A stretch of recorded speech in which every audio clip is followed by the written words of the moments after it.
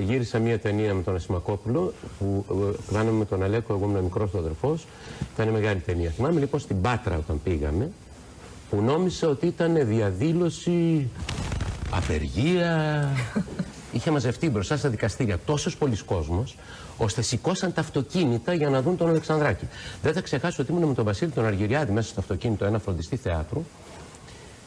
Που του λέω τι συμβαίνει, τι γίνεται. Μου λένε για τον Αλεξανδράκη. Ήταν κάτι το τρομακτικό αυτό που είχα δει. Αυτό δεν σας έλειψε ποτέ, η αγάπη και η λατρεία του κόσμου? Ποτέ. Δεν νομίζω. Όλα αυτά τα χρόνια. Μπρος. Κύριε Σαμιωτάκη, Βασιλείου εδώ. Εσείς Δεσποινής? Μάλιστα, εγώ. Έλα, γλύκανε τώρα, γλύκανε παιδάκι μου.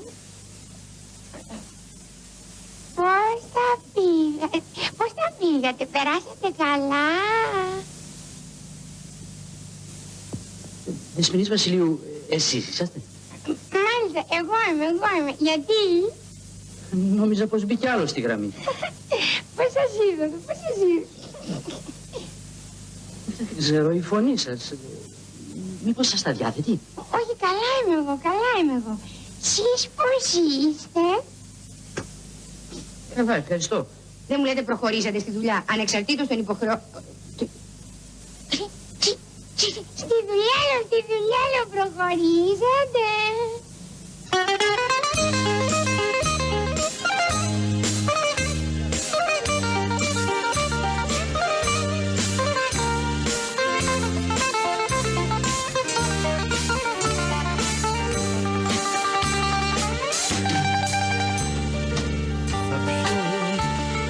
Απόψε το φεγγάρι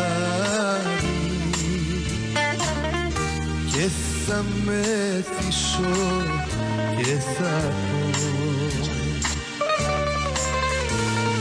αφού πονάς για κάποιον άλλο, ρίξε μαχαίρι να κόβω. Κι όταν με κόψει το μαχαίρι, μετανιωμένη θα μου πεις, πάρε του φεγγάριου το δάκρυ, από το αίμα να πληθείς, πάρε του φεγγαριού το δάκρυ,